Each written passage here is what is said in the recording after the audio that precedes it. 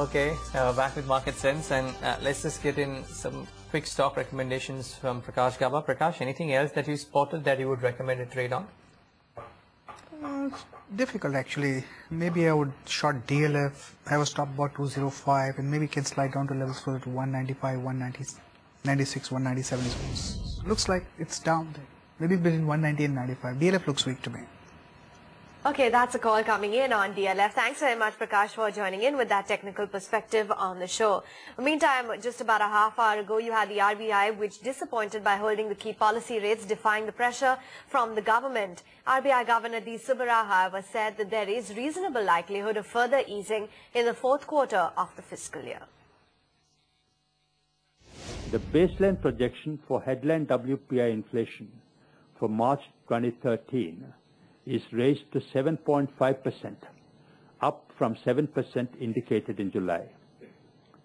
Importantly, inflation is expected to rise somewhat in the third quarter before beginning to ease in the fourth quarter. While there are risks to this trajectory, the baseline scenario suggests a reasonable likelihood of further policy easing in the fourth quarter of this fiscal year.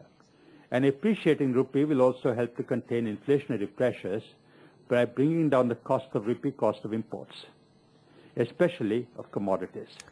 Meanwhile, the RBI's move to cut the CRR by 25 basis points is a preemptive measure to tighten the liquidity conditions. The move is likely to increase pressure on the banks. Let's listen in.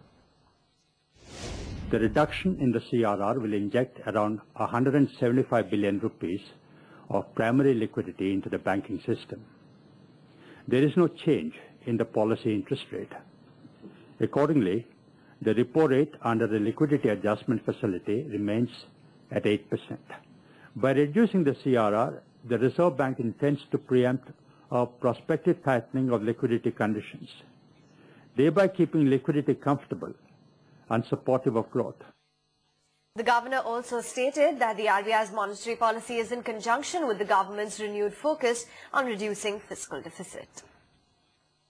In conjunction with the fiscal and other measures recently announced by the government, the Reserve Bank's monetary policy should work towards arresting the loss of growth momentum over the next few months.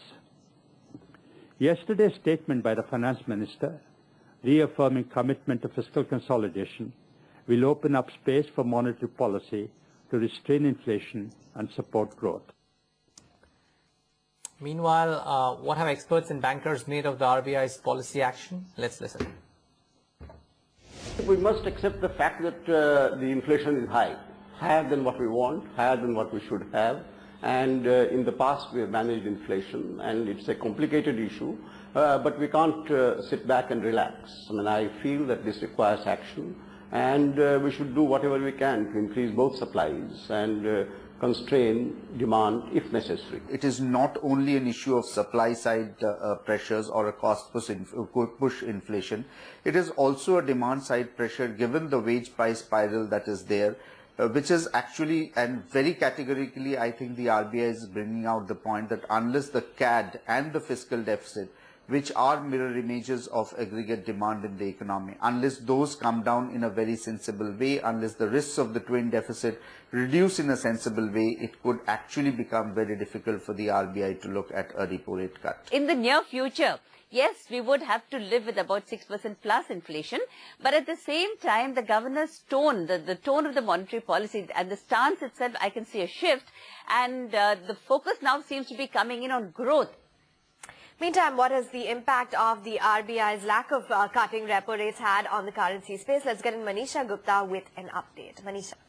Well, thank you so much for that, Avan. We did see rupee improve a bit after the CRR cut did come in. We did see levels of 53.86, the intraday high that the rupee has touched today. But since then, there has been a decline. The inflation concerns are back with the RBI statements, and that is something that's really bothering the market. Nothing really came in sense of the interest rate, repo rate cut as well. So that's another thing that the markets are now factoring in. There are no strong cues coming in from the global markets as well, as the dollar index continues to hold around that multi-week highs above 80 even at this point. That's another factor which is weighing onto the Indian rupee. We spoke to a few brokerage houses and they clearly are divided on their view on rupee going forward. There's a sell call coming in from Nirmal Bang. They are expecting a level of around 53.90 in the futures today. But then again, a couple of broking houses are advising a buy for the USD INR pair. We spoke to Kshitij and Angel and they are looking at targets of 54.5 in the intraday market today itself. Great, we'll watch out for that. That's a lot of movement though if it does come about. Manisha, thanks a lot for joining us. But with that, it's a wrap on this leg of Market Sense. Stay tuned for more updates on ET Now.